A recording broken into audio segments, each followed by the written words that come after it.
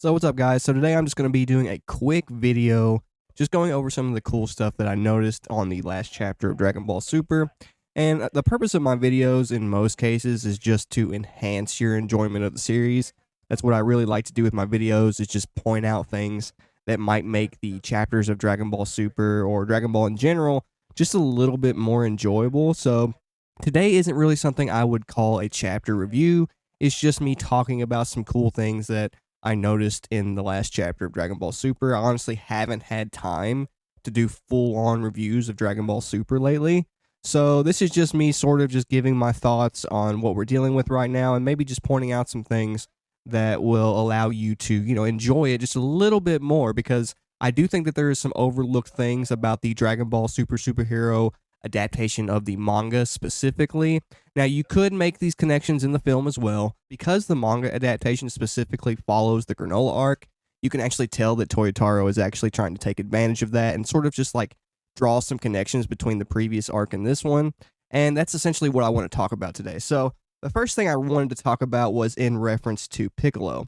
Now, in case you haven't caught on to what's been happening with Piccolo in Dragon Ball Super, he is essentially becoming not only the same type of mortal that Kami himself looked for in terms of Dragon Ball users, but he's also becoming the legendary Namekian warrior that the Namekian themselves relied on to use the Dragon Balls in times of great suffering. Now, in the original Dragon Ball, Kami essentially establishes that one of the character traits that he requires for users of the Dragon Balls is to use their own powers to take care of their own issues.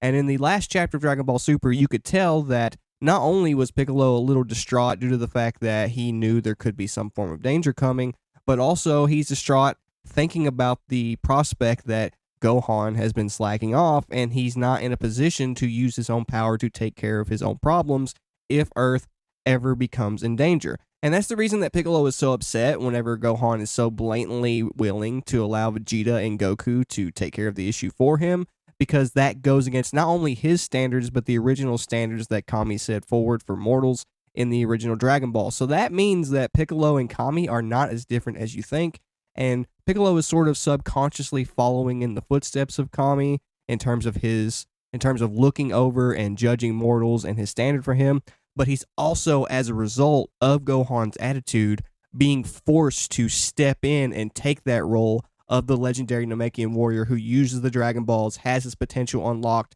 and steps up to save the planet, which I think is a really cool idea, because Piccolo himself almost fell into that trap of relying on Goku and Vegeta due to the fact that he was under the impression that he had some sort of limit, but once he finds out that he has a new level of power that he can achieve, more than willing to try and take care of the issue himself. So that was just something that I thought was really interesting about Piccolo in this last chapter, is you can really see the change that he's going through. Not only is he becoming more like Kami, he is also becoming the legendary Namekian warriors that the Namekians used to rely on to save their planet in times of need and use the Dragon Balls. And I just think that is a really cool development for Piccolo from Toriyama, and it also matches perfectly Piccolo's character development and follows the Bardock stuff from the last saga very well, because Bardock and Piccolo have very, very similar character development. They both have someone who encourages them and causes them to be more soft, and as a result, they become the type of person that the Namekians want to use the Dragon Balls, because naturally, as they become more soft and they become more concerned about the next generation, they use the Dragon Balls for their intended purpose, which is to create hope for the future. And if you really look at Piccolo and Bardock and you really just take a second to observe their characters, especially within the Granola arc, Piccolo's interaction with Gohan back during their first days together, and this little short interaction in Dragon Ball Super Superhero, you can actually see a huge connection between Bardock and Piccolo, and you can actually kind of appreciate why this arc fits so well after the previous events in the Granola arc. Now, the next thing I want to get into is essentially the exact same thing. It's how this manga adaptation of Dragon Ball Super Superhero is sort of playing on things that happened in the last arc. Now, in the last arc, Gas had the opportunity to learn to control his nature by using martial arts rather than relying on Elec, which is actually what he ended up doing. He actually ended up relying on Elec, which caused him to lose control once Elec abandon him. So essentially, the entire last arc, if you look at Gas's character, he has a lot in common with Broly. He loses control of his nature. He has someone that helps him control it. They both have, Gas has the head charm that controls his nature. Broly has the collar. They both have someone that sort of controls them and helps them control themselves. And Gas failed at being able to control his rage-based impulses in the end, due to the fact that not only did he not listen to Bardock whenever Bardock explained how he could control his rage, he also didn't take heed to Goku's words and all of the warnings that Goku gave him throughout the arc. Now, Bardock is the reason that Goku himself could fight without going into a rage at the end of the last saga. He's the entire reason that Goku is now in a position now that he can help Broly learn to control his nature and learn to fight without going into a rage. So there's a really cool parallel not only between Gas and Broly there, but between the two arcs, because the last arc sets up an opportunity for Goku to take what he learned from Bardock and use it to not only improve himself, but also help Broly improve as a combatant. Now, one really cool thing that I thought I should point out is the fact that Goku's kanji returned, and the fact that Broly calls Goku Son Goku in this chapter. What Goku's name means in kanji is enlightenment or wisdom. And what's really interesting here, and if you really consider what's going on, Broly calling Goku Goku is essentially a nod at what is happening between Goku and Broly. Goku is helping Broly learn to control his rage after learning that from Bardock, so he is passing his wisdom or his enlightenment down to Broly, and that is what's happening here.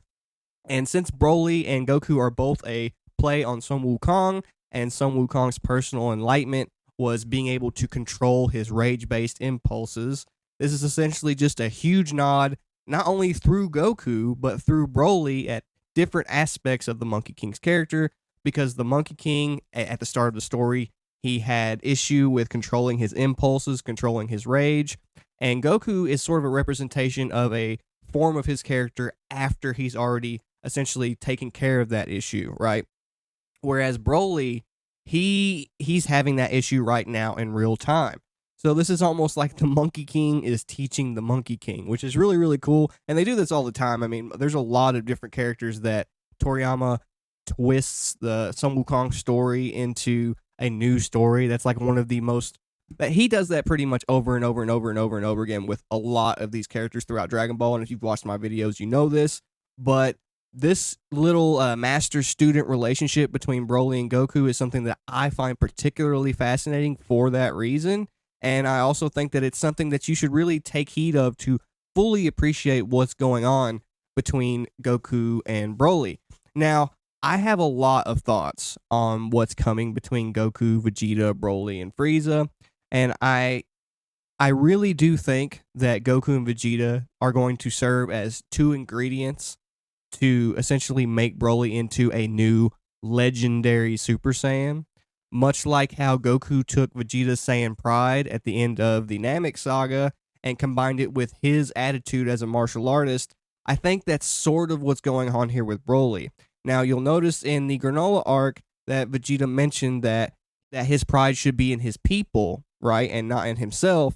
Everything that Goku and Vegeta have learned from Bardock in this previous arc, really, like, almost everything that happens in the Granola arc is foreshadowing for not only Broly's character development, but also the later arc, the later developments that we're going to deal with in Dragon Ball Super. If you want to understand exactly what they have planned for not only Broly, but Frieza, Goku, Vegeta, I think the most intelligent thing to do is just look back at the Granola arc and look at all the context clues and look at all the references and look at all of the connections between the characters and such, because there is a lot. A lot of people really undersell the complexity of the web of events that Dragon Ball Super has, webbed together. At this point, a lot of people are really undercutting the complexity of the story and acting like it's much more simple and much more straightforward than it actually is. And I think if you really just go back and you pay attention to everything that's going on, even this essentially a retelling of Dragon Ball Super Superhero can be enjoyable to you. You can see how Toyotaro is taking advantage of the fact that the Granola arc is fresh in people's minds and the connection between it and the current arc. And I think it really does make what's happening right now in the Dragon Ball Super manga more enjoyable if you just consider it one giant product rather than looking at it as, sections of the story. Anyway, the next chapter of Dragon Ball Super will more than likely expand on everything that I've talked about in this video.